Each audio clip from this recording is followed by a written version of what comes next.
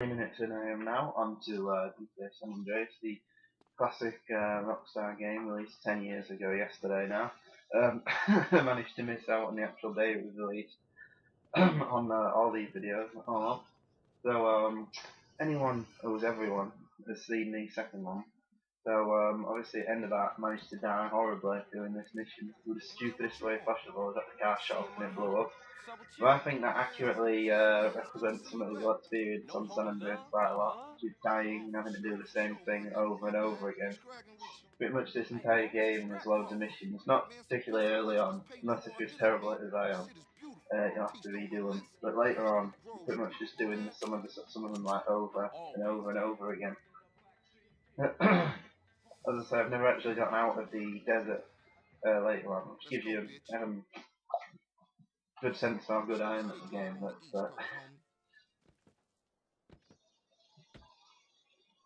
Another thing that is weird about the game now, just from driving, is the fact you have to press the X button rather than like R2, which you do with the modern GTAs. That's very like dated now. It's a terrible idea really, because obviously with it now, you get the ability to press down as hard as you can. It reflects real driving much more than just pressing the X button though. Obviously it's technical limitations again at the time, it's hard to hold against it that much. It's just something that really comes out as dated now.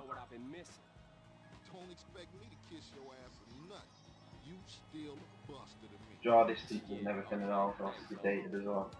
But yeah, so with this game again, 10 years, obviously things are going to be dated. So I'm trying to not hold that too much against it now. And again, it's just the lack of ease that a lot of the modern ones have got. So in a modern one, you would obviously just be able to press like an X button if you died, and then just restart at the beginning of the thing again. With this one, obviously you can't do that because of the fact that it just wouldn't let you do it. You have to just go back to the start. You know, it just makes everything a little more complex and a little bit more, well, not complex, just a bit more difficult than necessarily like time consuming. For a game which is already pretty time consuming. I mean, I know a guy who's played this game so much. He finished it all in like 2 days, 48 hours without stopping, without even sleeping in between. I mean, it's absolutely crazy. That must have been about Jesus, when was that man? About 7 years ago or something.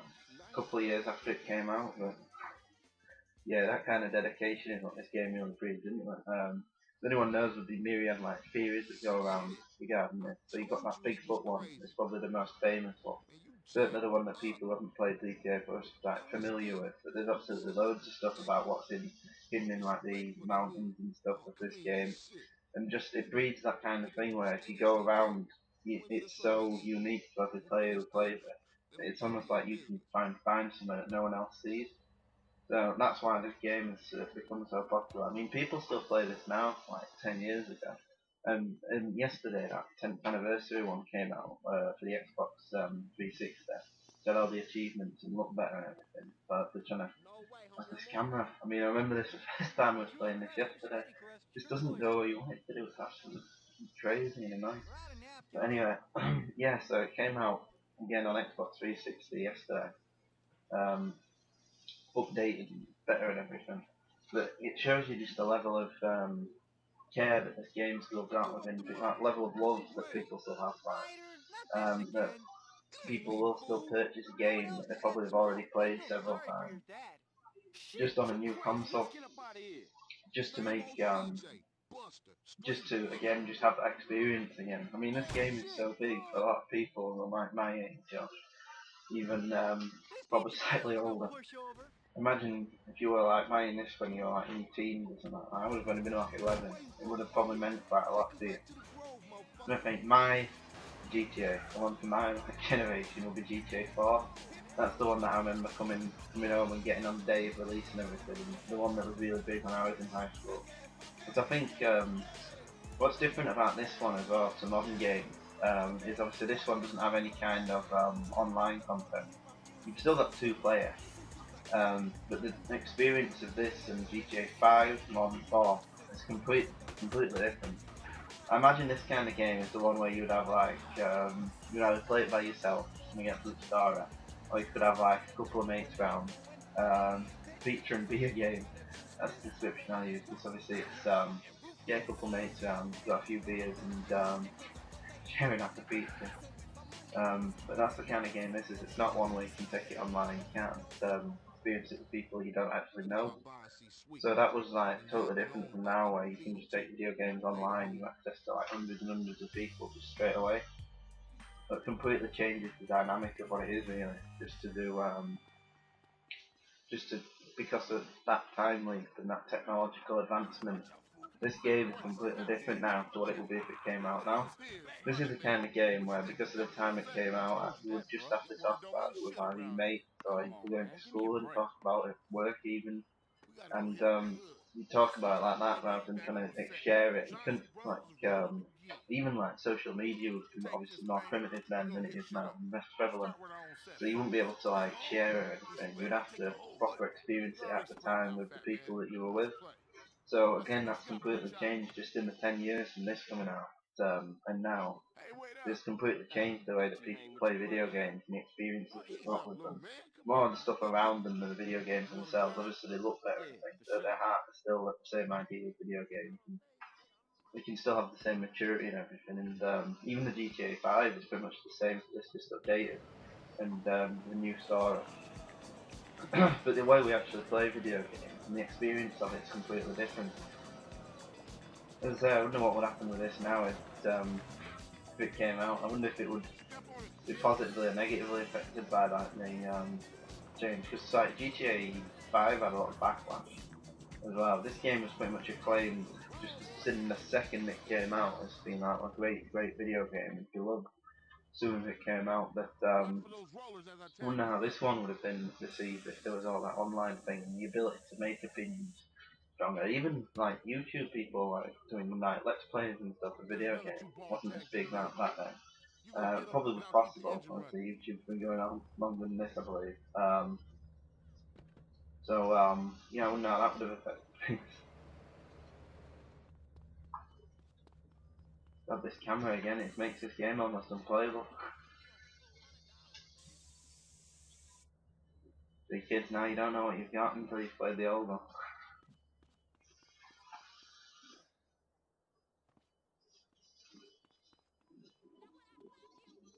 Yeah, it's brilliant in the way it evokes like 90s LA as well.